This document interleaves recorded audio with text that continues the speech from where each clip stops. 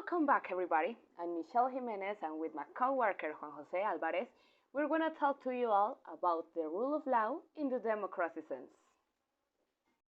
For beginnings, the rule of law is a fundamental concept in a democracy.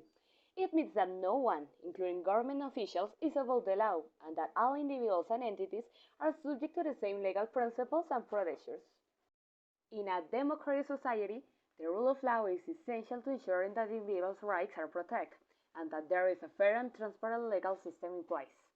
This means that the law must be clear and predictable and that everyone must have access to legal recourse in the event of a violation of their rights.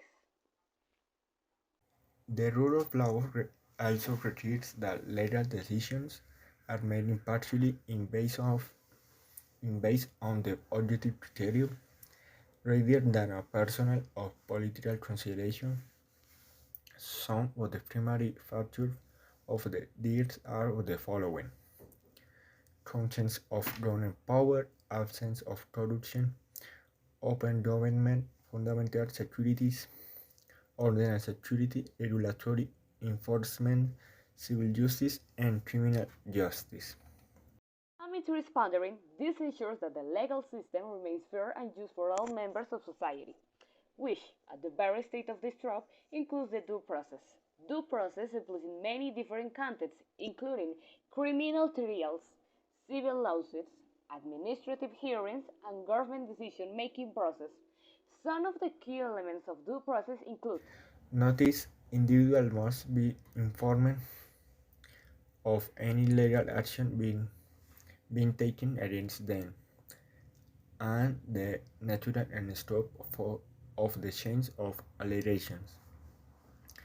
Fair hearing: right to a fair and impartial hearing, present evidence, cross-examine witnesses, and make arguments of their own behalf. Right to counsel: right to be represented by an attorney or other legal advocate during legal proceedings. The evidence the evidence used against individuals must be reliable and trustworthy, and they must have the opportunity to challenge or refute the evidence. The right to the appeal decisions made against them to a higher court or administrative body. By this way, to embody this measure of a democracy, let's take a look at a recent event like USA political history.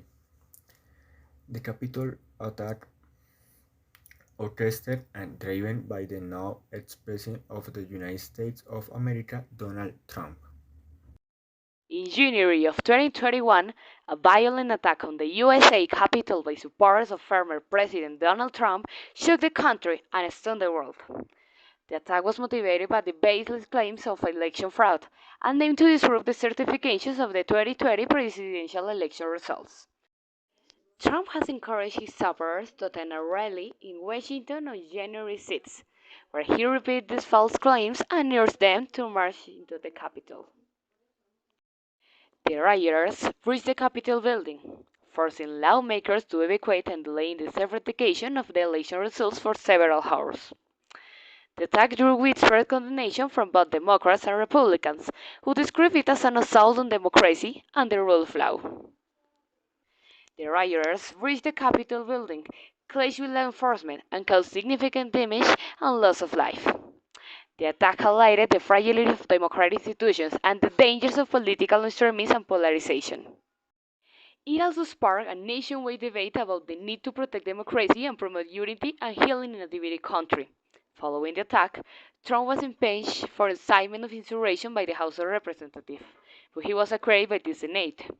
Several of the rioters have been arrested and charged with a variety of crimes, including trespassing, assault, and destruction of government property.